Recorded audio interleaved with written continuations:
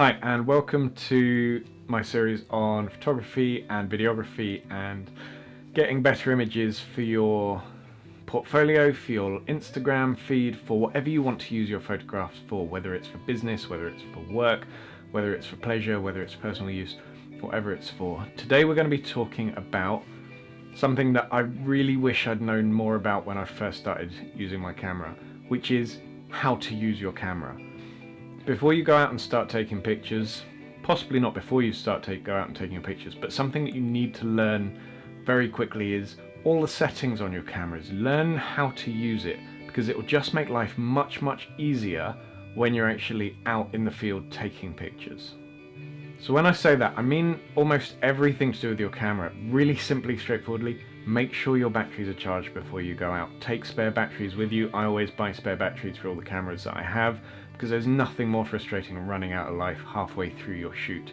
Make sure your lenses are cleaned. Get a lens cloth off Amazon or anything like that. It will really help you actually get better pictures if you've got a nice, clean, crisp lens. You can also clean the sensor on your camera. I will probably do a video on this in the future, but there are lots of videos out there that explain how to clean your sensor really effectively. And then just make sure that you know how your camera works. Actually, do you know the difference between P, A, S and M modes on your camera? Actually, if you're talking about a Canon, it's P, A, T and M, I think. You can tell that I am a Nikon user. Look at the difference between the program modes, the aperture modes, the shutter priority modes and your manual modes. A lot of photographers, when they're starting out, will try and use everything on manual because they think this is the key to being a good photographer. Most pro photographers rarely use their camera on manual mode unless there's a specific image they want to take or a specific style they want to achieve within their photograph. So most photographers will tend to just work in an aperture priority mode. Learn your settings. Do you know whether you're using RAW? Do you know whether you're using JPEG? Do you know whether you're using large JPEGs, small JPEGs? And check which settings you're on and make sure you understand why. Again, the biggest difference between RAW and JPEG, it's kind of a complicated topic, but the biggest thing is that RAW just gives you more flexibility. RAW is a file that you can change almost every setting in after the fact, whereas JPEG, the camera decides on a lot of the settings for you, and it just makes it more difficult to be able to have that flexibility in editing when you come later on. However, they also take up much more space, so there's a balance there if you've got a relatively small memory card. What I would say is memory cards are now so cheap, you might as well just get a slightly bigger memory card and use RAW if it's available to you. Speaking of memory cards, check your memory cards. Always have a couple of spare memory cards. I have a bag full of memory cards. I have them all over my desk, and I have them in a variety of sizes and speeds simply because that's what I've collected over the years. There is a lot of talk about using the highest possible speed or the biggest possible size. I have to say I would really struggle on the average day to be able to fill 128 gigs. It's happened once, but it's unlikely. So maybe you're worth getting a few 64 gigs rather than just one 128 gig.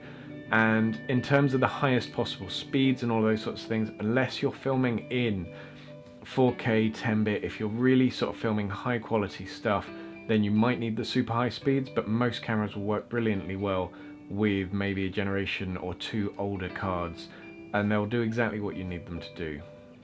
And then just have a look through the rest of the settings. Understand how things work. So understand how exposure compensation works when you're taking a picture in terms of being able to make it look brighter or darker. If you're taking a picture in very glary conditions, so if it's snow or sand and there's a lot of light reflecting off things, you may need to learn how to change the exposure compensation in your camera to make sure that it will compensate for that. The clue is in fact in the name.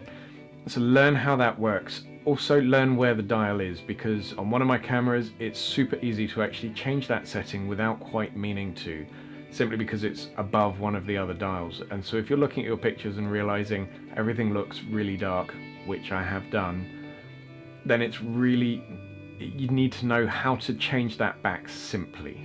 So essentially that's just a quick guide on what you need to look at on your camera, and learning it and being able to learn to make those settings and those changes easily and quickly without having to spend time staring at your camera in a slightly confused manner while you've got a model in front of you looking at you thinking, I'm not really sure he knows what he's doing.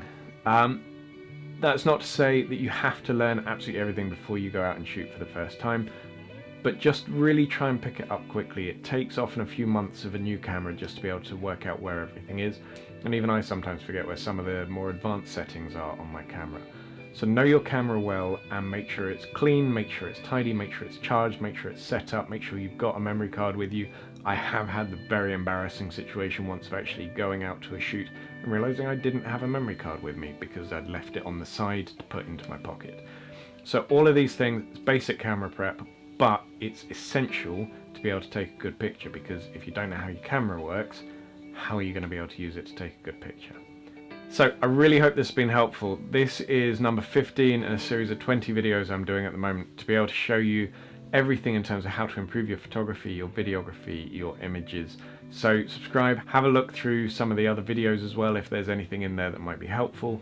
Like this video and comment below if there's anything that I can do to help you take better pictures.